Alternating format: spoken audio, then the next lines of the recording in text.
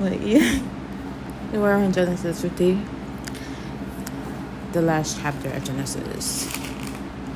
Yay. I've been busy, stuck in busy life, waiting in the email. She haven't emailed me yet. I don't understand that.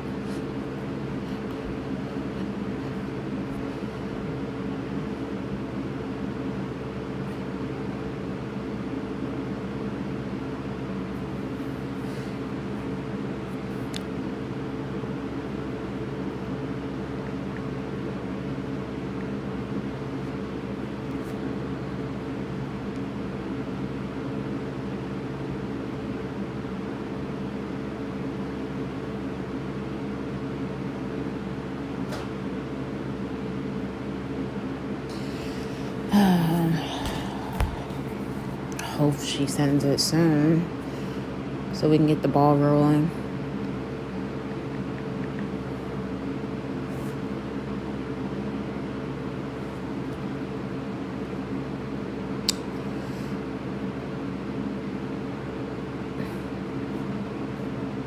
Chapter 50. Joseph threw himself on his father and wept over him and kissed him. Then Joseph told the physicians who served him to embalm his father's body. So Jacob was embalmed. The embalming process took the usual 40 days, and the Egyptians mourned his death for 70 days. When the period of mourning was over, Joseph approached Pharaoh's advisors and said, "Please do me this favor and speak to Pharaoh on my behalf. Tell him that my father made me swear an oath. He said to me, 'Listen, I am about to die. Take my body back to the land of Canaan and bury me in the tomb I prepared for myself. So please allow me to go and bury my father. After his burial, I will return without delay.' Pharaoh agreed to Joseph's request. 'Go and bury your father, as he made you promise,' he said. So Joseph went up to bury his father. He was accompanied by all of Pharaoh's officials, all the senior members of Pharaoh's household, and all the senior officers of Egypt. Joseph also took his entire household and his brothers and their households, but they left their little children and flocks and herds in the land of Goshen. A great number of chariots and charioteers accompanied Joseph. When they arrived at the threshing floor of Atad near the Jordan River, they held a very great and solemn memorial service with a 7-day period of mourning for Joseph's father. The local residents, the Canaanites, watched them mourning at the threshing floor of Atad. Then they renamed that place, which is near the Jordan, Abel Mizraim, for they said, "This is a place of deep mourning for these Egyptians." So Jacob's sons did as he had commanded them. They carried his body to the land of Canaan and buried him in the cave in the field of Machpelah near Mamre. This is the cave that Abraham had bought as a permanent burial site from Ephron the Hittite. Joseph reassures his brothers. After burying Jacob, Joseph returned to Egypt with his brothers and all who had accompanied him to his father's burial. But now that their father was dead, Joseph's brothers became fearful. "Now Joseph will show his anger and pay us back for all the wrong we did to him," they said. So they sent this message to Joseph. "Before your father died, he instructed us to say to you, 'Please forgive your brothers for the great wrong they did to you, for their sin in treating you so cruelly. So we, the servants of the God of your father, beg you to forgive our sin.'" When Joseph received the message, he broke down and wept. Then his brothers came and threw themselves down before Joseph. "Look, we are your slaves," they said. But Joseph replied, "Don't be afraid of me. Am I God that I can punish you? You intended to harm me, but God intended it all for good. He brought me to this position so I could save the lives of many people. No, don't be afraid. I will continue to take care of you and your children." So he reassured them by speaking kindly to them. The death of Joseph. So Joseph and his brothers and their families continued to live in Egypt. Joseph lived to the age of 110. He lived to see 3 generations of descendants of his son Ephraim, and he lived to see the birth of the children of Manasseh's son Machir, whom he claimed as his own. "Soon I will die," Joseph told his brothers, "But God will surely come to help you and lead you out of this land of Egypt. He will bring you back to the land he solemnly promised to give to Abraham, to Isaac, and to Jacob." Then Joseph made the sons of Israel swear an oath, and he said, "When God comes to help you and lead you back, you must take my bones with you." So Joseph died at the age of 110. The Egyptians embalmed him, and his body was placed in a coffin in Egypt.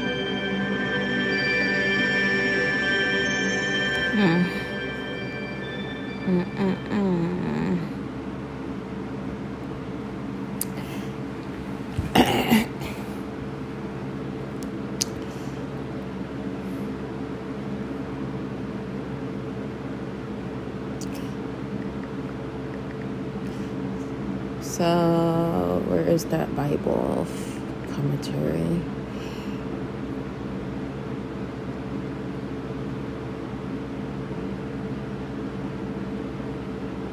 Genesis 50.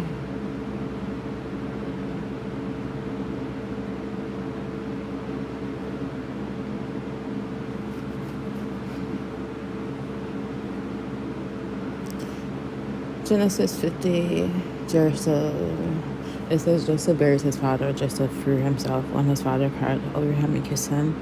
And then Joseph cried to the doctors and his servants to embalm his father. So the doctors embalmed Israel. The embalming was completed in the usual time, 40 days. The Egyptians mourned for him 7 days. 70 days. And when the time of mourning for the Jacob was over, Joseph spoke to the Pharaoh palace staff. He said, Please speak directly to Pharaoh. Tell him my father made me swear an oath. He said, I am about to die. Bury me in the tomb I bought for myself in Canaan. Please let me go there and bury my father, and then I'll come back. Pharaoh replied, Go bury your father, as you have promised him. So Joseph left to bury his father. All Pharaoh's officials, the leaders in his palace staff, and all the leaders of Egypt went with him, and Joseph the household, his brothers, and his father. Is this the Bible? Of course it is. So it says, the death of Jacob and then of Joseph in Egypt. Chapter 50. The Egyptians mourned for 70 days. When Jacob died, his body was embalmed by the palace physicians, and then Pharaoh gave Joseph permission to accompany the body back to Canaan with a great procession of officials, relatives, and servants.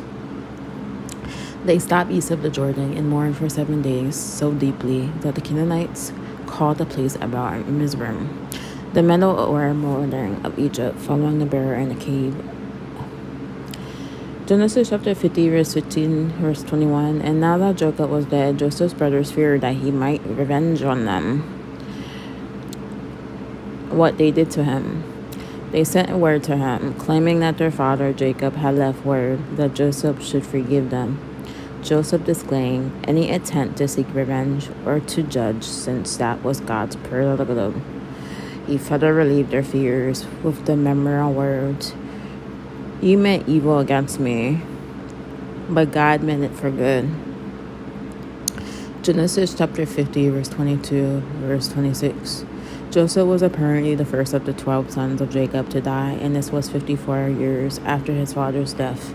His faith that God would take care of the people, take the people of Israel back to Canaan, is illogic. In Hebrews chapter 22, Hebrews chapter 11, verse 22. It was by faith that Joseph, when he was about to die, said confidently that the people of Israel would leave Egypt. He even commanded them to take his bones with them when they left. He gave instructions that his bones be buried in that land. It was been pointed out that in Genesis opens with God's perfect creation and closes with a coffin in Egypt. It is a book of biographies, whereas the 2 chapters are devoted to an account of the creation of the heavens and earth. 48 chapters are largely concerned with the lives of men and women. God is interested primarily in people, with a comfort and challenges to those who know him.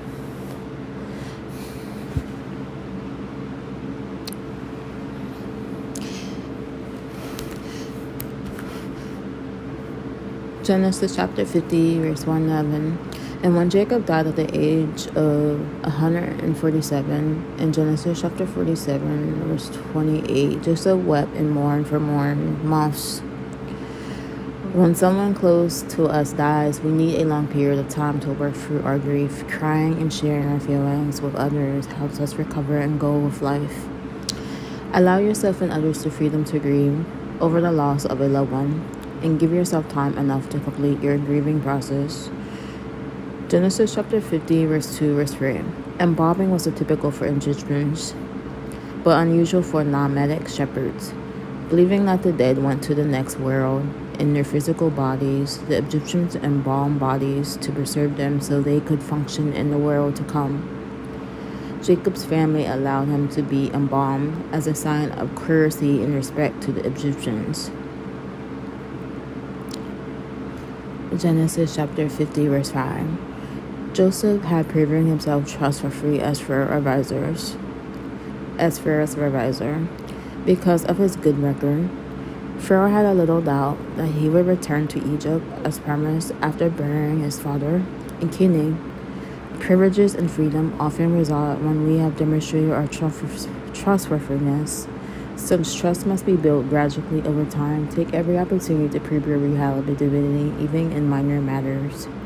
In Genesis chapter 50, verse 12-13, Abraham had purchased a cave in the field of Mercur as a burial place for his wife Sarah. In Genesis chapter 23, verse 120, it was to be a burial place for his entire family. Jacob was Abraham's grandson, and Jacob's sons returned to Canaan to bury him in this cave along with Abraham and Isaac.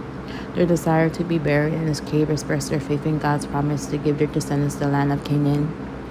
In Genesis chapter 50, verse 15, verse 21, and now that Jacob was dead, the brothers feared the revenge from Joseph. Could he really have forgiven them for selling him into slavery?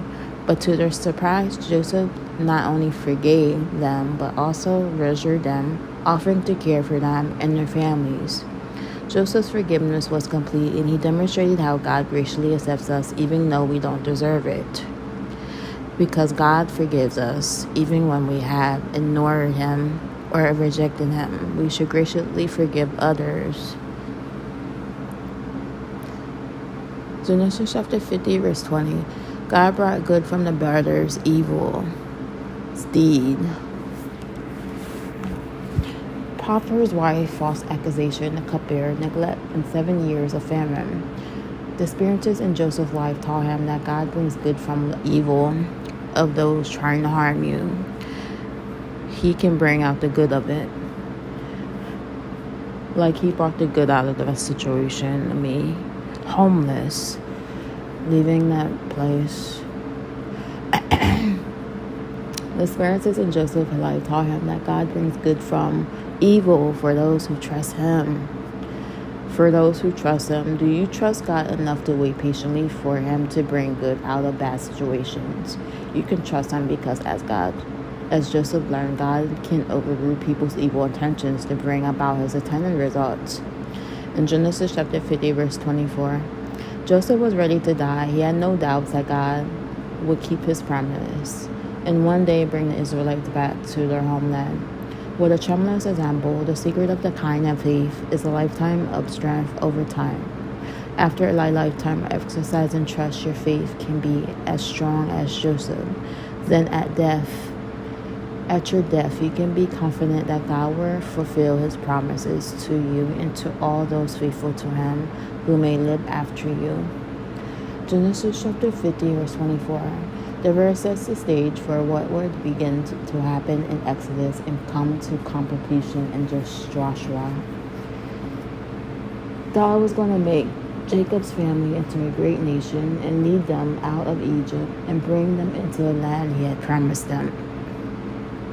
The nation would rely heavily on their promise, and Joseph appraises his belief that God would do what he had promised.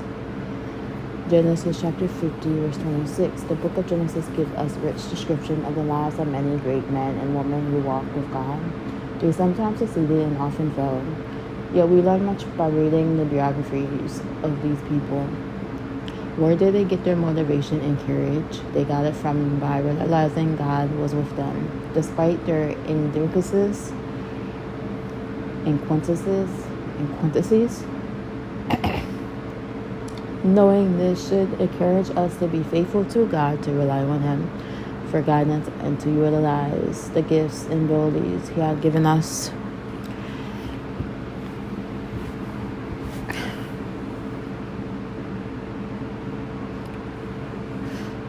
Alright, I'm making asparagus.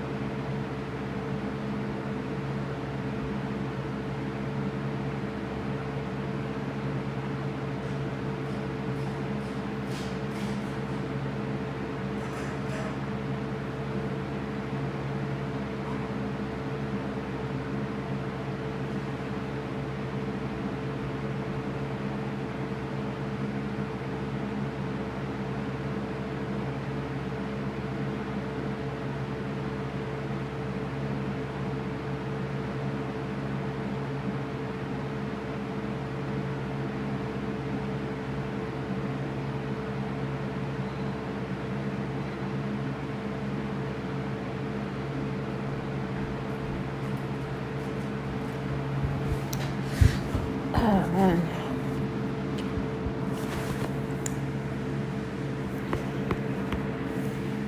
Alright.